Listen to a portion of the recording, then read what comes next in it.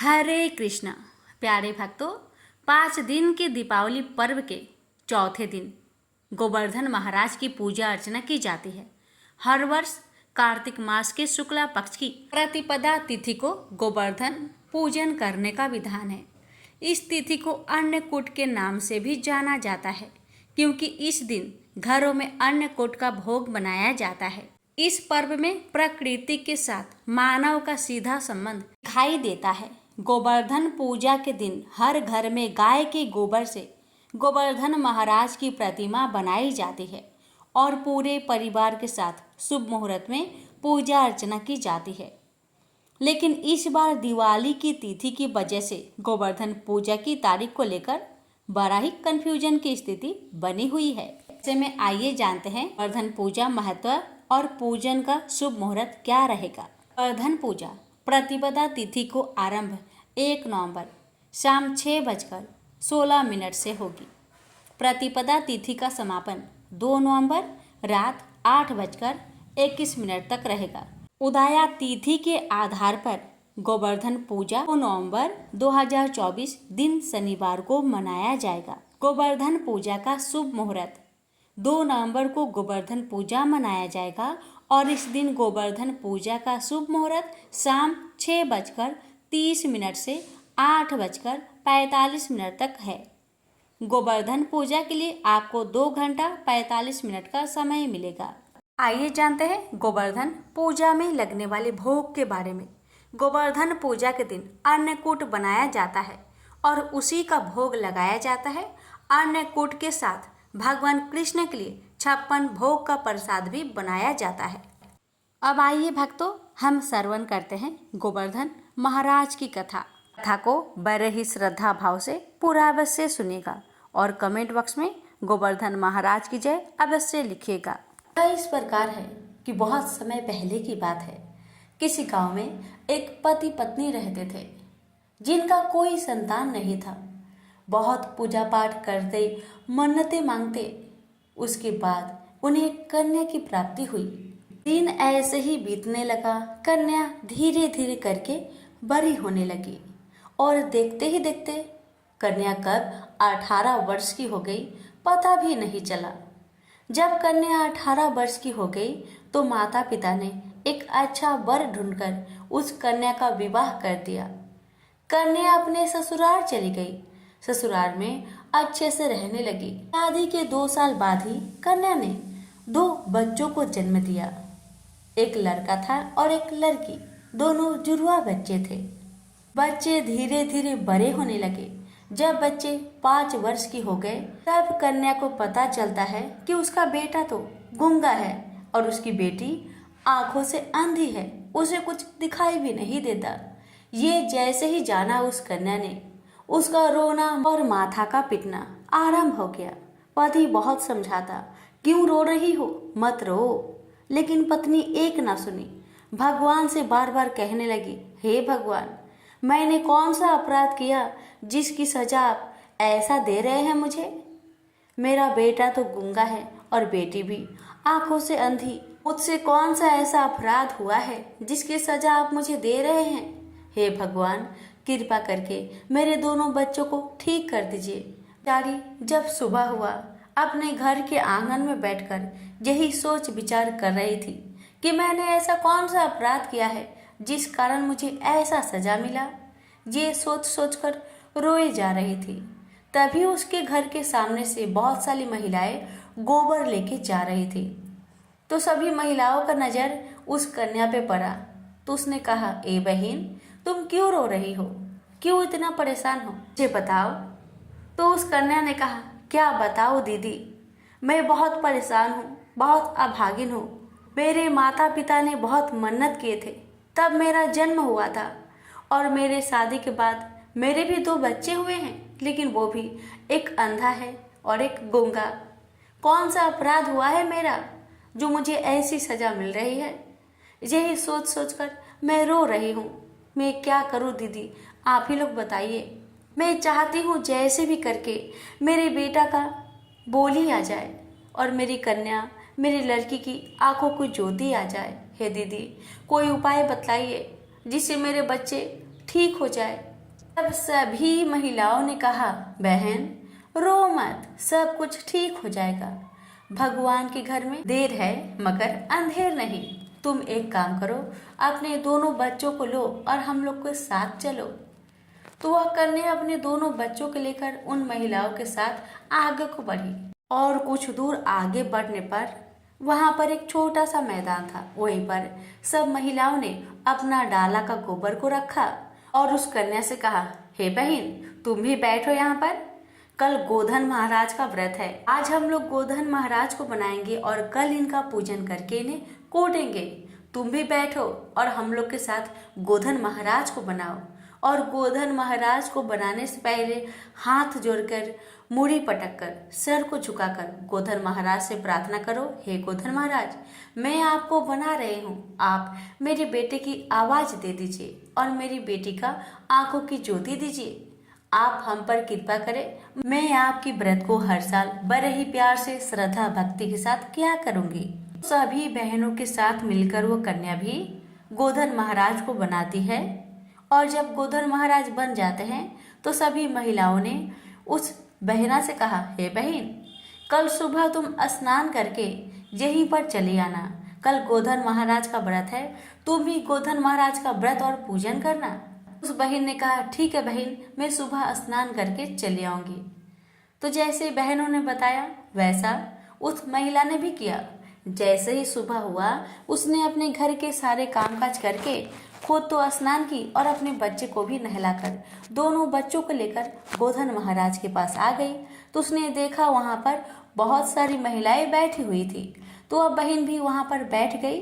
तभी उन सभी बहनों में से एक बहन ने कहा, बहन थाली पकड़ो, इस थाली में इस प्रसाद को रखो। प्रसाद में था बतासा, मटर, चना और बाजरा, फूल, अगरबत्ती, सिंदूर, ये सारी पूजन की सामग्री एक थाली में सजाकर उन बहनों ने उस कन्या को दे दिया और कहा, बहन यहाँ पर बैठो और जैसे हम पूजा कर रहे हैं वैसे तुम भी पूजा करो और गोधन महाराज से प्रार्थना करो, हे गोधन महाराज मैं आपकी व्रत कर रही हूँ, आप मेरे बेटे की बोली दे दीजिए और मेरी बेटी का आंखों की ज्योति दे दीजिए। इस प्रकार प्रार्थना कर करके माता पूजन करने लगी। सभी बहनों के साथ मिलकर सभी ने पूजन किया। अपना अपना कजरौटा को, काजर करने वाले कजरौटा को सेदा गया। गोधन महाराज के पास जो दीपक जलाया जाता है उसी से सभी ने मिलकर अपने कजरौटा को सेदा और सेदने के बाद सब होने के बाद सभी महिलाओं ने मिलकर गोधन महाराज को कूटा और कूटने के बाद सभी महिलाएं सर को झुकाकर गोधन महाराज से अपनी गलती की क्षमा याचना करती है। फिर वही गोधन महाराज में कूटा हुआ प्रसाद जितना भी होता है सभी महिलाएं वहां से प्रसाद को चुन चुन कर लेती है। सभी जब प्रसाद को चुनकर ले लेती है, पूजन सब संपन्न हो जाता है, तभी एक बहन ने कहा, ओ बहन इधर आओ, इस प्रसाद को अपनी कन्या को दो और बोलो तुम्हारे बेटे को खिला दे। ने गोधन महाराज का नाम लेकर गोधन महाराज का प्रसाद को अपनी कन्या को देती है और कन्या गोधन महाराज के प्रसाद को अपने भाई को खिलाती है। और तभी फिर उन बहनों ने कहा, ए बहन इस कजरौटा को लो और अपनी बेटी की आंखों में लगा दो। माता ने गोधन महाराज का नाम लिया और उसकी आंखों में काजल को लगा दिया। बस सभी ने कहा, बहन तुम चिंता मत करो, गोधन महाराज पर भरोसा रखो, सब कुछ ठीक हो जाएगा। इतना कहने के बाद वह माता अपने दोनों बच्चों को लेकर अपने घर को चली आती है और गोधन महाराज का ध्यान करती रहती है, उनका भजन करती रहती है, उनको याद करती रहती है, उनसे प्रार्थना करती रहती है कि मेरे दोनों बच्चों की रक्षा करे। जैसे ही रात होता है तो गोधन महाराज उस माता पे प्रसन्न होकर उसके घर में आते हैं और दोनों बच्चे के सर पे हाथ रखकर वहां से अंतर ध्यान हो जाते हैं और माता को सपना देते हैं, हे बेटी मैं तुम्हारी श्रद्धा भक्ति से बहुत प्रसन्न हूँ, जाओ मैंने तुम्हारी सभी इच्छा को पूर्ण किया। गोवर्धन महाराज की कृपा से गूंगे बेटे को बोली मिला और अंधी बिटिया को ज्योति मिला। हे गोवर्धन महाराज, जैसे कृपा आपने उस माता की बच्चे पे करी वैसे हम सभी की बच्चों पर अपनी कृपा सदा बनाए रखना। आपकी कथा को कहने वाले, सुनने वाले, हुक्कार भरने वाले सभी पर अपनी कृपा सदा बनाए रखना। प्रेम से बोलिए गोवर्धन महाराज की जय। एक समय की बात है, भगवान श्री कृष्ण अपने सखाओ गोप ग्वालों के साथ गाय चराते हुए गोवर्धन पर्वत की तराई में जा पहुंचे। वहां पहुंचकर उन्होंने देखा कि हजारों गोपियां गोवर्धन पर्वत के पास 56 प्रकार के भोजन रखे बड़े उत्साह से नाच गान कर रही थी, उत्सव मना रही थी। श्री कृष्ण ने इस उत्सव का प्रयोजन पूछा तो गोपियां कहने लगी कि आज तो घर घर में उत्सव होगा, क्योंकि वृत्रासुर को मारने वाले मेघों का देवों के स्वामी इंद्र का पूजन होगा। यदि पूजा से भी प्रसन्न हो जाए तो वज्र में वर्षा होती है, जिससे अन्न पैदा होता है तथा वज्रवासियों का भरण पोषण होता है। श्री कृष्ण बोले, यदि देवता प्रत्यक्ष आकर भोग लगाए तो तुम्हें यह उत्सव जरूर करना चाहिए। इतना सुन गोपियां कहने लगी कि देवराज इंद्र की इस प्रकार निंदा नहीं करनी चाहिए। ये तो इंद्रोज नामक यज्ञ है, इसी के प्रभाव से अतिवृष्टि तथा अनावृष्टि नहीं होती। श्री कृष्ण बोले, इंद्र में क्या शक्ति है? उससे अधिक शक्तिशाली तो हमारा गोवर्धन पर्वत है, इसी के कारण वर्षा होती है। हमें इंद्र से भी बलवान गोवर्धन की पूजा करनी चाहिए। काफी वाद विवाद के बाद श्री कृष्ण की बात मानी गई तथा वज्र में इंद्र की पूजा के स्थान पर गोवर्धन की पूजा शुरू की गई। अभी गोप ग्वाल अपने अपने घरों से पकवान लाकर गोवर्धन की तराई में जा श्री कृष्ण की बताई विधि से पूजन करने लगे। उधर श्री कृष्ण ने अपने आधिदैविक रूप से पर्वत में प्रवेश कर ब्रजवासियों द्वारा दिए गए सभी पदार्थों को खा लिया और उन सबको आशीर्वाद दिया। अभी गोपाल अपने यज्ञ को सफल जानकर बड़े प्रसन्न हुए। नारद मुनि इंद्रोज यज्ञ देखने की इच्छा से वज्र गांव में आए तो उन्हें इंद्रोज यज्ञ के स्थापित होने तथा गोवर्धन पूजा का समाचार मिला। इतना सुनते ही नारद इंद्रलोक पहुंचे तथा उदास होकर बोले, गोकुल के निवासी गोपों ने इंद्रोज बंद करके आपसे बलवान गोवर्धन की पूजा शुरू कर दी है, जिसे यज्ञों आदि में उसका भाग तो हो ही गया। ये भी हो सकता है कि किसी दिन श्री कृष्ण की प्रेरणा से वे तुम्हारे राज्य पर आक्रमण करके इंद्रासन पर भी अधिकार कर ले। नारद तो अपना काम करके चले गए। अब इंद्र क्रोध में लाल पीले हो गए। अधीर होकर उन्होंने मेघों को आज्ञा दी कि गोकुल में जाकर प्रलय का दृश्य उत्पन्न कर दे। मेघ ब्रज भूमि में जाकर मूसलाधार बरसने लगे। सब गोप ग्वाल सहम कर श्री कृष्ण जी की शरण में गए और रक्षा की प्रार्थना करने लगे। गोप गोपियों की करुण पुकार सुनकर श्री कृष्ण बोले, तुम सब गोवर्धन पर्वत की शरण में चलो, वह सबकी रक्षा करेंगे। गोप ग्वाल पशु धन सहित गोवर्धन की तराई में आ गए। श्री कृष्ण ने गोवर्धन को अपनी कनिष्ठा उंगली पर उठाकर छाता सा तान दिया। गोप ग्वाल 7 दिन तक उसी की छाया में रहकर अतिवृष्टि से बच गए। सुदर्शन चक्र के प्रभाव से ब्रजवासियों पर एक बूंद भी जल नहीं पड़ा। यह चमत्कार देखकर ब्रह्मा जी द्वारा श्री कृष्ण अवतार की बात जानकर इंद्रदेव अपनी मूर्खता पर पश्चाताप करते हुए श्री कृष्ण से क्षमा याचना करने लगे। श्री कृष्ण के 7वें दिन गोवर्धन को नीचे रखा और ब्रजवासियों ने कहा कि अब तुम प्रतिवर्ष गोवर्धन पूजा कर अन्नकूट का पर्व मनाया करो। तभी से यह पर्व के रूप में प्रचलित हुआ। प्रेम से बोलिए श्री कृष्ण भगवान की जय। एक बार एक महिला फल बेच रही थी। जब वह श्री कृष्ण के घर के सामने से गुजर रही थी तब श्री कृष्ण को कुछ फल खाने का मन किया। जब कृष्ण ने उस फल को बेचने वाली महिला से कुछ फल मांगे तो उसने कृष्ण से उन फल के बदले कुछ मांगा। फल के बदले अनाज देने के लिए कृष्ण घर के अंदर दौड़ते हुए गए और मुट्ठी भर अनाज लेकर वापस फल वाली के पास आए, परंतु आते आते उनके हाथ से सारा अनाज गिर जाता है। कृष्ण बार बार घर के अंदर जाते और कुछ अनाज अपने हाथ में लेकर आने की कोशिश करते हैं, परंतु सारा अनाज नीचे गिर जाता है। यह देखकर फल वाली बहुत प्रसन्न हुई और उसने कृष्ण को सारे फल दे दिए। भगवान बाल कृष्ण अंतर मन से उस बुढ़िया पर बहुत प्रसन्न हुए।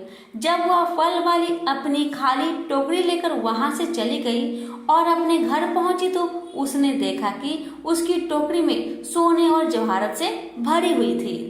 तब उस बुढ़िया माई को समझने में देर नहीं लगी कि ये तो भगवान श्री कृष्ण की चमत्कार है, उनका ही महिमा है। हे बाल कृष्ण, जैसे आपने उस बुढ़िया के घर में अन्न धन के भंडार भर दिए, वैसे ही आपकी कथा कहने वाले, सुनने वाले, हुक्कारे भरने वाले सभी के परिवार पर अपनी कृपा सदा बनाए रखना। प्रेम से बोलिए बाल गोपाल की जय। अब सुनिए भगवान कृष्ण को गोविंद क्यों कहा जाता है। कथा। एक दिन भगवान कृष्ण के पास एक कामधेनु नामक गाय स्वर्ग से पहुंची। उस गाय ने कृष्ण को बताया कि वह देवलोक से उनका अभिषेक करने आई है, क्योंकि कृष्ण पृथ्वी पर गायों की रक्षा कर रहे हैं। उस गाय ने कृष्ण को पवित्र जल से नहलाया और उनका दिल से शुक्रिया अदा किया। उसी समय भगवान इंद्र अपनी हाथी ऐरावत पर विराजमान होकर वहां प्रस्तुत हुए और उन्होंने श्री कृष्ण को आशीर्वाद दिया और कहा कि आपके इस पुण्य कार्य के लिए पूरे विश्व के लोग आपको गोविंद के नाम से जानेंगे। प्रेम से बोलिए गोविंद भगवान की जय। कृष्ण और पुतना असुर की कहानी। कृष्ण के मामा कंस का वध भगवान कृष्ण के हाथों ही लिखा था। यह जानने के बाद बार बार कंस अलग अलग असुरों को कृष्ण का वध करने के लिए भेजा करता था। एक बार कंस ने एक पुतना नाम की राक्षसनी को भेजा। पुतना वृंदावन पहुंची और उसने एक सुंदर महिला का वेश बदलकर कृष्ण को हर घर में ढूंढना शुरू कर दिया। उस समय कृष्ण बहुत छोटे थे। जब वह कृष्ण के घर पहुंची तो उसने कृष्ण को पहचान लिया और अपना विषैला दूध पिलाने के लिए गोदी में उठाया। जब वह कृष्ण को अपना जहरीला दूध पिलाने लगी तो उसको लगा कि कृष्ण दूध पीते ही मर जाएंगे, परंतु कृष्ण तब तक दूध पीते रहे जब तक उस राक्षस महिला की मृत्यु नहीं हो गई। उसकी मृत्यु होते ही वह अपने असली क्रूर रूप में आ गई। तो प्रेम से बोलिए बाल गोपाल की जय। आप सुनिए भगवान कृष्ण और कालिया सांप की कहानी। यमुना नदी से जुड़ा हुआ एक मीठे पानी का सुंदर झील था। कहीं से एक बहुत ही जहरीला सांप वहां आकर रहने लगा, जिसका नाम था कालिया। कालिया का जहर यमुना नदी के पानी में बहुत तेजी से घुल रहा था। एक बार एक गाय चराने वाले व्यक्ति ने जब उस झील का पानी पिया तो उसकी मृत्यु हो गई। जब भगवान श्री कृष्ण को इस बात का पता चला तो उन्होंने अपनी शक्ति से उस व्यक्ति को जीवित कर दिया। उसके बाद श्री कृष्ण उस झील के पानी में कूद गए। कृष्ण पानी के बहुत अंदर गए और उस सांप को जोर जोर से पुकारने लगे। जब बहुत देर तक कृष्ण पानी में नहीं निकले तो गांव के लोग इकट्ठा होकर नदी के किनारे उनका इंतजार करने लगे। बहुत सारे लोग डरने भी लगे। कुछ देर बाद पानी के अंदर से कालिया सांप कृष्ण के सामने आया और आते ही उसने कृष्ण पर आक्रमण कर दिया। कुछ ही देर में कृष्ण ने कालिया को जकड़ लिया। कालिया 1000 सिर वाला सांप था। कृष्ण उसके सर पर तेजी से नाचने लगे और तेजी से नाचने के कारण कालिया सर्प के मुख से खून निकलने लगा। यह देखकर कालिया की पत्नी पानी से ऊपर आई और उसने कालिया के जीवन की भीख मांगी। कृष्ण ने उन्हें यमुना नदी की झील को छोड़ने के लिए कहा और रमान का दीप जले जाने को कहा और साथ ही कृष्ण ने कालिया को आश्वासन दिया कि आप उन पर गरुड़ कभी भी आक्रमण नहीं करेगा, क्योंकि कालिया के सिर पर कृष्ण के पैरों के निशान पड़ चुके थे। यह सुनकर कालिया बहुत ही खुश हुआ और वह यमुना नदी के उस सुंदर झील को छोड़कर अपनी पत्नी के साथ चला गया। इस प्रकार कृष्ण ने कालिया सांप से गांव की रक्षा की। तो प्रेम से बोलिए श्री कृष्ण भगवान की जय। अब सुनिए भगवान श्री कृष्ण की घर में दूध वाली कथा। भगवान श्री कृष्ण ने भले ही राधा रानी से शादी नहीं की हो, लेकिन दोनों के बीच प्रेम इतना पवित्र और निश्चल था कि आज भी भगवान श्री कृष्ण के साथ राधा रानी का नाम लिया जाता है। पुराणों में भी राधा रानी को भगवान श्री कृष्ण की शाश्वत जीवन संगिनी कहा जाता है। दुनिया के लिए भले ही भगवान श्री कृष्ण और राधा दो थे, लेकिन राधा कृष्ण ने कभी अपने आप को अलग अलग नहीं माना। दोनों एक दूसरे के हृदय में बसते थे। चोट एक को लगे तो दर्द दूसरा को होता था। धार्मिक पुस्तकों में एक ऐसा ही प्रसंग है कि एक बार रुक्मणी ने भोजन के बाद भगवान श्री कृष्ण को पीने के लिए गर्म दूध दिया। दूध इतना गर्म था कि जब भगवान कृष्ण ने उसका सेवन किया तो उनका मुख से उनका हृदय भी जल उठा। जलन की पीड़ा के कारण श्री कृष्ण के मुख से निकला, हे राधे। रुक्मणी ने जब श्री कृष्ण के मुख से राधा का नाम सुना तो श्री कृष्ण से पूछा कि मैं भी आपसे बहुत प्रेम करती हूँ, लेकिन आप कभी मेरा नाम नहीं पुकारते हैं। आप हमेशा राधा का नाम लेते हो, आखिर क्या है ऐसा राधा में? रुक्मणी का सवाल सुनकर श्री कृष्ण मंद मंद मुस्कुराए और रुक्मणी से सवाल किया कि क्या आप राधा से मिली हो? श्री कृष्ण का सवाल सुन रुक्मणी से रहा नहीं गया और वह अगले दिन राधा जी से मिलने के लिए पहुंच गई। राधा के कक्ष के बाहर रुक्मणी को एक बहुत ही खूबसूरत स्त्री दिखाई दी। रुक्मणी उस स्त्री को राधा समझकर चरण छूने लगी। स्त्री ने रुक्मणी को रोकते हुए उनका परिचय और आने का कारण पूछा। रुक्मणी ने अपना परिचय देते हुए कहा कि मैं राधा से मिलने आई हूँ। इस पर उस स्त्री ने कहा कि मैं राधा की दासी हूँ। राधा से मिलने के लिए आपको 7 द्वार पार करने होंगे। दासी के कहे अनुसार रुक्मणी ने एक के बाद एक 7 द्वार पार किए। हर द्वार पर रुक्मणी को पहले से अधिक खूबसूरत दासी दिखाई दी। जब रुक्मणी ने अंतिम द्वार को पार किया तो उन्हें वह राधा दिखाई दी। अद्भुत खूबसूरत और मुख पर सूर्य के समान तेज देखकर रुक्मणी राधा के चरणों में गिर पड़ी। इस दौरान रुक्मणी को राधा के तन पर छाले दिखाई दिए। उन्होंने राधा से पूछा कि आपके तन पर छाले कैसे हुए? इस पर राधा ने कहा कि आपने श्री कृष्ण को पीने के लिए गर्म दूध दिया था, जिससे उनका हृदय जल गया। उनका हृदय मेरा निवास स्थल है, इसलिए मेरा शरीर दूध से जल उठा है। अब रुक्मणी सब समझ गई। प्रेम से बोलिए श्री कृष्ण भगवान की जय, राधा रानी की जय। द्वापर युग में घटित कृष्ण और राधा की कहानियां कौन कौन नहीं जानता। उस वक्त देवताओं में यह चर्चा थी कि राधा ही भगवान कृष्ण की सबसे बड़ी भक्त है, पर इस बात से एक व्यक्ति सहमत नहीं थे और वे थे नारद मुनि। वह अपने आप को ही भगवान कृष्ण का सबसे बड़ा भक्त मानते थे, पर देवताओं में राधा रानी के विषय में चर्चा सुनकर उन्हें जलन महसूस होने लगी थी। नारद मुनि का स्वभाव से भगवान कृष्ण भी अच्छी तरह अवगत थे। एक दिन नारद मुनि कृष्ण भगवान से मिलने द्वारिकापुरी गए थे। उन्हें आता देख भगवान श्री कृष्ण अपना सिर पकड़कर बैठ गए। मुनिवर ने उन्हें देखते ही पूछा, क्या हुआ प्रभु, आप यूं सिर पकड़कर क्यों बैठे हैं? उस पर द्वारिकाधीश ने उत्तर दिया, मुनिवर, आज हमें सिर में बहुत पीड़ा हो रही है।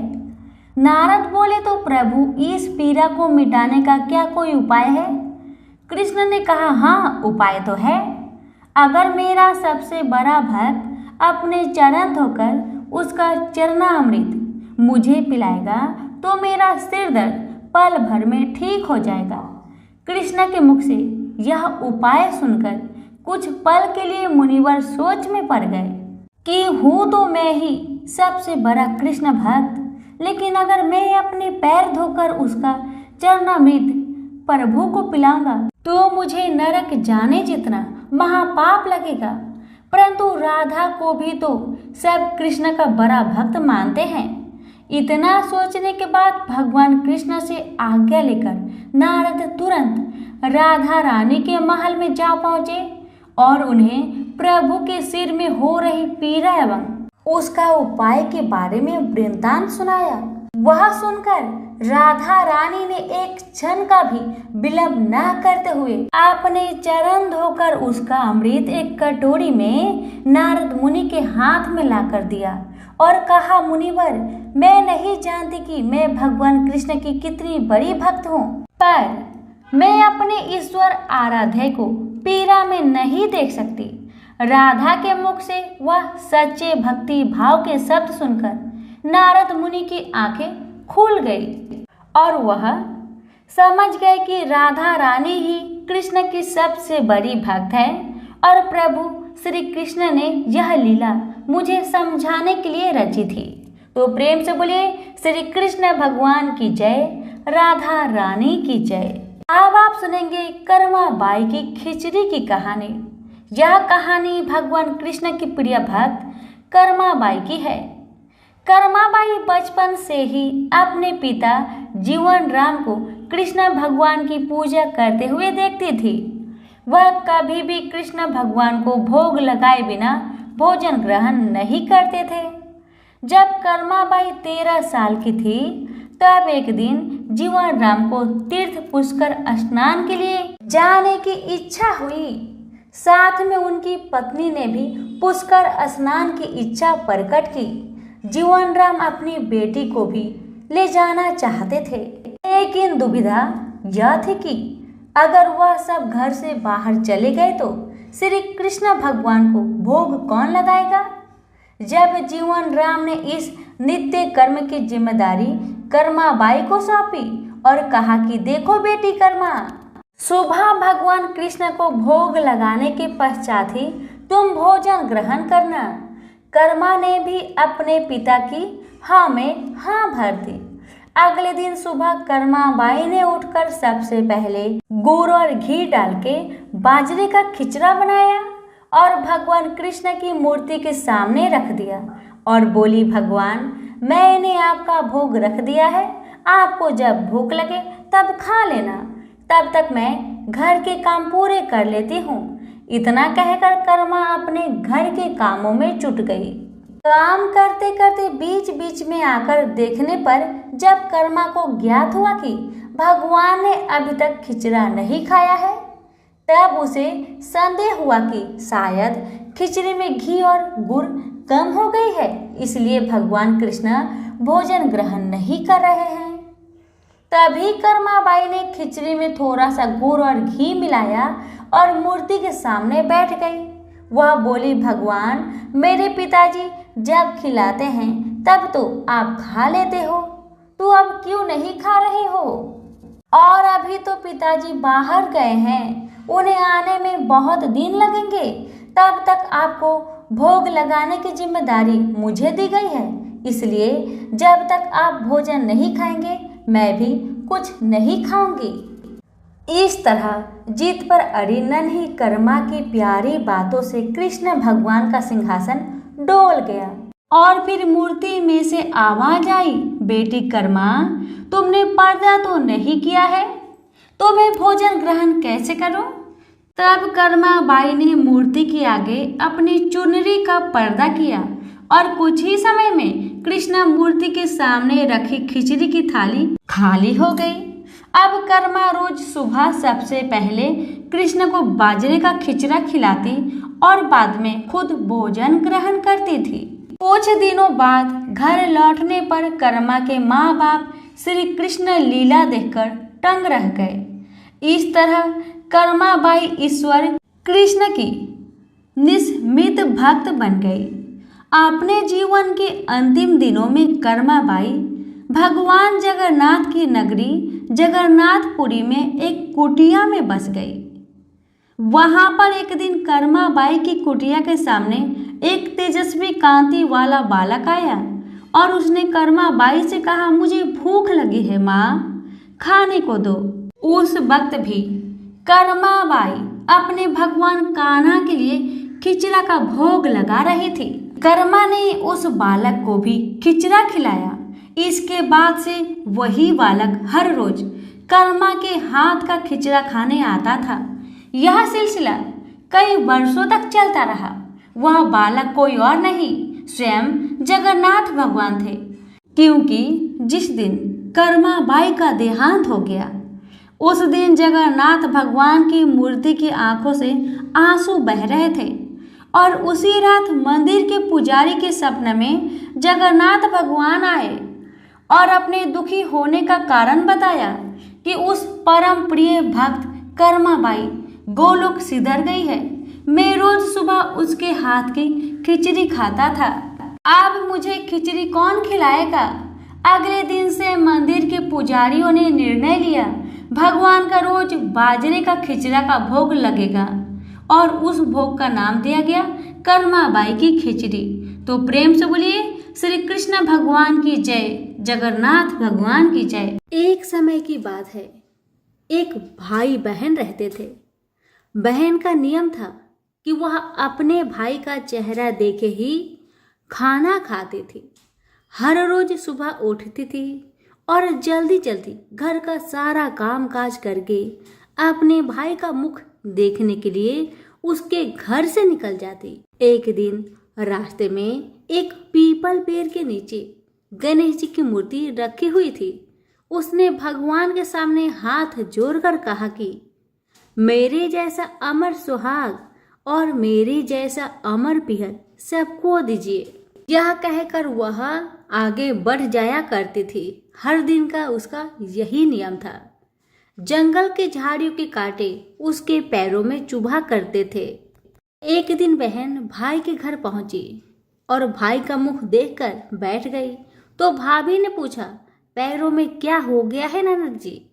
यह सुनकर उसने भाभी को जवाब दिया कि रास्ते में जंगल की झाड़ियों से गिरे हुए कांटे मेरे पाँव में चुभ जाते हैं। जब वह वापस अपने घर आ गई तब भाभी ने अपने पति से कहा कि रास्ते को साफ करवा दो। हमारी ननद यानी कि आपकी बहन झाड़ियों के रास्ते से आती है तो उसके पाँव में बहुत सारे कांटे चुभ जाते हैं। पत्नी की इतना बात सुनते ही भाई तुरंत उठा और हाथों में कुल्हाड़ी लेकर सारी झाड़ियों को काटकर रास्ता साफ कर दिया और इसी कारण से गणेश जी का स्थान भी वहां से हट गया। यह देखकर भगवान गुस्सा हो गए और उसके भाई के प्राण को हर लिए। लोग अंतिम संस्कार के लिए जब भाई को ले जा रहे थे तब उसकी भाभी रोती हुई लोगों से कही, थोड़ी देर रुक जाओ, उसकी बहन आने वाली है।